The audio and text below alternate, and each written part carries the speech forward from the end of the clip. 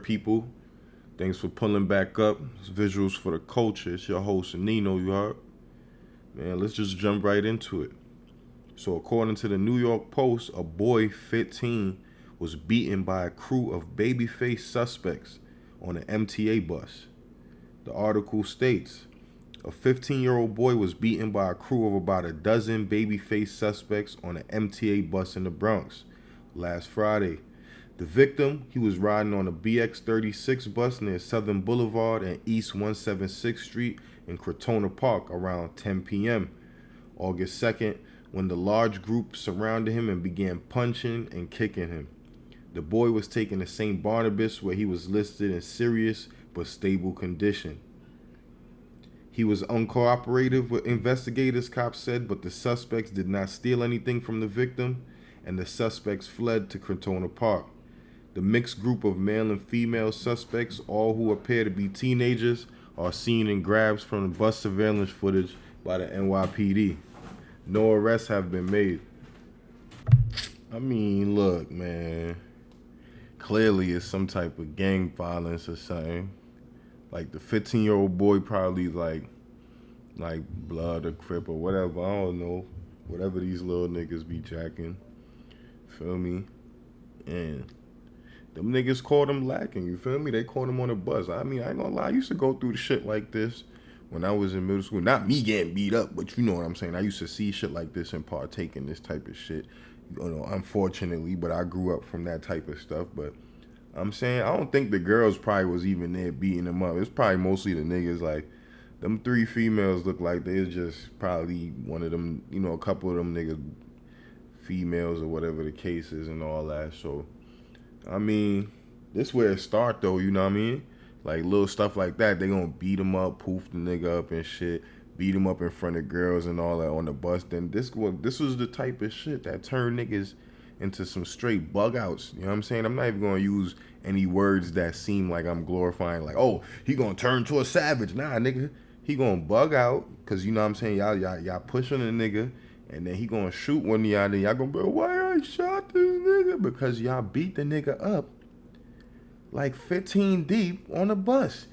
You feel me? Y'all could have got the one on, know what I'm saying? But no, y'all want to do wild shit, and then when niggas come back and retaliate and bust your mata, then y'all niggas is crying and wondering why. Like, feel me? We gotta be held accountable for shit that we know that go on, bro. Like, you know what I mean? Like a lot of shit that happened in the hood, as soon as something happened, niggas be crying wolf and all that shit. I'm gonna put that. We cry wolf. Feel me? But in reality, we know why shit go on, because we know how we are. We know how the community is. And let's stop acting like, you feel me? We don't know that niggas be ignorant or niggas be having egos and just want to be showing off or, you know what I'm saying, seem cool or whatever and do something outrageous and then just want to just live with that. Nah, bro. This is why. This is why you probably randomly hear two teenagers run down, shot up, this and that. Because, like, look at this shit, bro. I mean, I wasn't opposed to it when there was no guns involved. You feel me? But in this day and age where niggas is booming niggas for nothing, for just for a feature on the news, you feel me? That hit word. Niggas is booming shit for a feature on the news and in the newspaper, you heard? It's not worth it, man. You gonna beat the nigga up 15 deep. What you think he gonna do? He wants to kill you now, man. Duh. Let's move on though, you heard?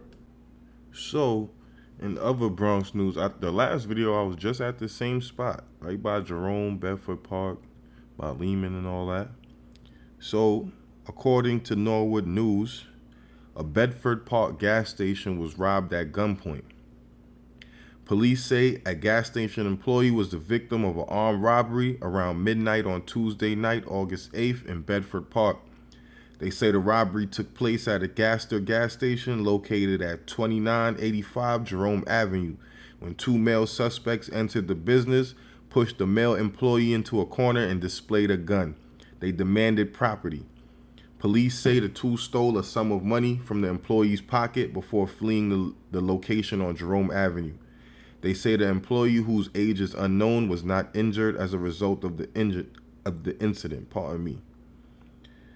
When Norwood News visited the location on Wednesday afternoon, August 9th, it was very busy with everyone out walking to get to a bus stop or to the Bedford Park Boulevard subway station, which serves the 4 train and is located near the gas station and a block away from Lehman College. One male resident declined to give his name and said he didn't hear anything about the robbery, but he was not surprised at the way things are going on around the area. Another woman who declined to give her name said it was very dangerous to go out in general. The gas station gets robbed, people get robbed, and cab drivers get robbed. She said with COVID, there was a curfew. You were more safe at that time. A middle-aged male employee working at the gas station on Thursday, August 10th, told him it was his colleague who had been there the night of the robbery. He added that a cab driver who usually parks outside the gas station saw what happened and caused a commotion outside, scaring the assailants off. Damn, that's crazy. I mean, I guess they looking at that like an easy target area, and at nighttime it do get pretty desolate. Like, feel me? If you know like Bedford and Jerome, like at nighttime, it's pretty like empty out there, kinda, sorta. Feel me? So it's like if you not on point, you not looking what's going on, things happen. You feel me? The creeps come out at night and all that. You know what I'm saying? So, you know what I mean? With all that being said, you know what I mean? Thank God he ain't get boomed. You feel me? That's the best thing, man. He ain't get murdered for this shit. You feel me? Yeah, they pulled out the gun. It could have even been fake. You know what I'm saying? But thank God he ain't get his life taken and all that. But that just go to say, yo, everybody got to be on point, man, when you getting gas, when you at work. And I know he just trying to work, make a living and all that. Feel me? But now I'm saying crime don't got no time or hour. And I mean, the devil work 24 hours, bro. So you just got to be on yours, stay prayed up and all that. Feel me? And just watch your surroundings, bro, because niggas just doing anything, bro, respectfully. Like, niggas just doing whatever. But let's move on to the next story, though. So, in other news, a machete slasher who attacked an 82-year-old NYC doorman has been sentenced to only 5 years. Yeah, I put the only in there. So what? I did. And the New York Post article states, the maniac who slashed the 82-year-old Upper West Side doorman in the head last year was sentenced Thursday to 5 years in prison for the unprovoked attack. Diashe Calhoun, 22, who pleaded guilty to the bloody assault in July, will also have 3 years post-release supervision as part of hers sentencing at Manhattan Criminal Court. Calhoun, who goes by he, him pronouns, randomly attacked Hubert Mullins at Stone Street in Broadway with a machete on the morning of September 7th, 2022. Leaving the doorman with a fractured skull and 11 stitches. Calhoun is also pumped bear spray in Mullins' eyes after the slashing, then continued walking to renew his Metro card at a headquarters, cops said. At the time of the attack, Calhoun was free despite having 7 prior arrests, several which involved a deadly weapon or knives, according to police sources. Calhoun was released just days earlier following an August 25th menacing arrest, where he followed a 31-year-old man and displayed a machete, but didn't use it. One police source labeled Calhoun as a maniac who was known to carry around sharp instruments, including machetes. Mullins, an immigrant from Caraco and a former Pace University educated accountant, was working at the time to take care for his wife, a retired nurse ailing from cancer, diabetes, and dementia. According to his son, Peter Marcel. Marcel said that he felt his dad was a soft target for crime since last year. I tell him every night, be careful on these trains and in the street, Marcel said. There are a lot of zombies on this train who are very unpredictable and irrational. It's not being dealt with, and unfortunately, his fears had came true. Mullins said he was not angry about the attack, but he was surprised. Calhoun wasn't in prison at the time. Calhoun ordered to held on $500,000 bail, $500,000 bail after his arraignment. He needs to be away from society for a long time, Mullins told the Post from his hospital bed on September 8th. He did not respond to calls left by the Post on Thursday, and his attorney did not comment. Listen, man. First of all, let's state the obvious. This is a fucking female. Alright? That is not no nigga. I don't give a fuck what y'all want to say about none of that dumb pronouns, none of that. That's a female. You a born female and you bugging the fuck out. That's why she could have 7 prior arrests, holding in fucking knives and all that shit and not get arrested because she got female privilege. Feel what I'm saying? But second, that bitch is burnt out. You could just look at her and just tell that she's not 100%, bro. Feel me? And I do not feel sorry for her, bro. You're not there all the way there. You going around chopping niggas in their head. Mind you, this an old man. You know what I'm saying? This nigga's in his 80s doing doorman work. You hit this nigga with a fucking machete. You bust this nigga's skull, gang. Like, word up. But you know what? For the sake of... That shit was going to come out fucked up.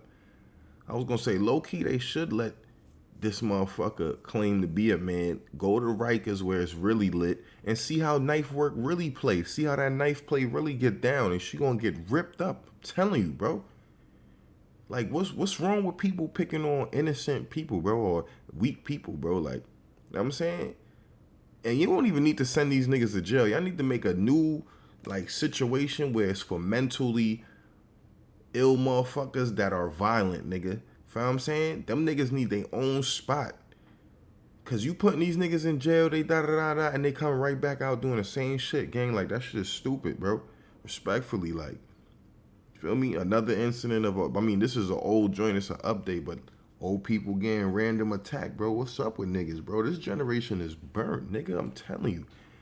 Y'all can't make this shit make no type of sense.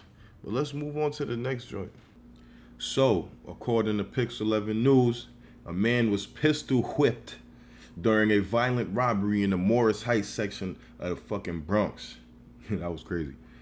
So, according to the police, they're searching for 2 men wanted in connection with a violent robbery in the Morris Heights section on July 25th. Police said a man was inside a building on Sedgwick Avenue and West 179th Street around 11 p.m. You know, the birthplace of hip-hop, Sedgwick and all that. Feel me? When he was approached by the suspects then took out a gun and pistol whipped the man in the face, according to authorities. A chain, a watch, and undetermined amount of cash were stolen during the robbery, police said. The suspects fled the scene, going northbound on Sedgwick Avenue. Submit tips, blah, blah, blah, blah, blah, blah, blah. So, if you ask me, it sounds like a setup. Feel me? Like, they know homie, they know he got bread on him. Because it's like, it's not a coincidence that they book him and then they found bread, chain, watch. That's somebody that he know or somebody that's been watching him. And they just knew, yo, he be coming around at this time. Let's just post right here. And it's done, feel me? So that's what they did. They lined him, got him for his rollie, got him for his chain, his Cuban, whatever it is, and booked him for his bread. They knew he had bread on him. This is not no, oh, they just got lucky, came up and all that. No, y'all got lucky and came up, but y'all was setting that up. So that ain't no, feel me, he ain't know what happened. He probably even know who did it. Feel what I'm saying? Gangster. You feel what I'm saying? But thank God he ain't get shot, like I say all the time. You feel me? Even though we don't promote violence and crime, we just definitely don't want nobody to get hurt or killed. Feel me? So shit, material things could get replaced. You heard? So that shit ain't about nothing still. So, feel me? At least he got his life. He got to keep his life and all that. Just be on point. You know what I'm saying? We in the Bronx. Stop moving around with icy chains and all that. Feel me? Like niggas not hungry and all that. The dogs is hungry. They gonna go eat. You heard? But let's move on to the last story. So, a machete-wielding attacker chops a nigga in the head on an NYC street. So, according to 1010 Wins, a man was seriously injured in a machete attack on a Bronx street Monday as they released images of the suspect. The 22-year-old victim was assaulted with a machete in the Fordham Heights section on the night of July 4th.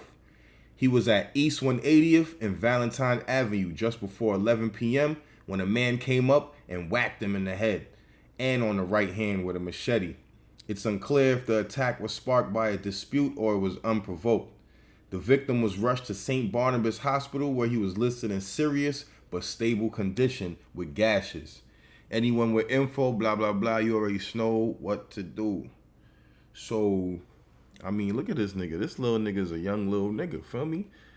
Know what I'm saying? He got a machete, so, this is not being stereotypical, but it's just, you feel me? He looked like a young Dominican nigga, bro. Most likely a Dominican gang member. Patria or whatever. You know what I'm saying? Trini, whatever you want to call it. I mean, when I was a little younger, nigga had a lot of DDP niggas out and all that. But that's besides that. The whole point is, that's what them niggas do, bro. You feel me? You see how black niggas, we usually be rolling with the hammer, like guns. Yeah, we do that. And then, Puerto Rican dudes, they usually got knives. They like to cut niggas and stab niggas. Dominican niggas, they backing out a whole machete, bro. A whole machete, and they trying to chop something. Feel me? So that's not far-fetched. As far as it being unprovoked and all that, I have no clue. They probably thought he was an op. That's the same thing that happened to the junior kid that passed away, rest in peace, that got murdered by the Patia niggas and all that. You feel me? It's a mistaken identity. They just be on so much go mode. They just, you know what I mean? But look, it looked like it's the rise of the machete madmen. That's what we jacking. The machete madmen coming out here. Mostly Dominican though. That's not to be stereotypical. I still love my kids is Dominican, but I'm just saying, that's just what it is. Feel me? I mean, thank God that homie ain't lose his life. I mean, he got chopped in his head. The last machete attack I just spoke about, shorty bust my man, fractured his skull and all that. Now, I mean, we gotta do better, man. But like I say all the time, be on point. We out.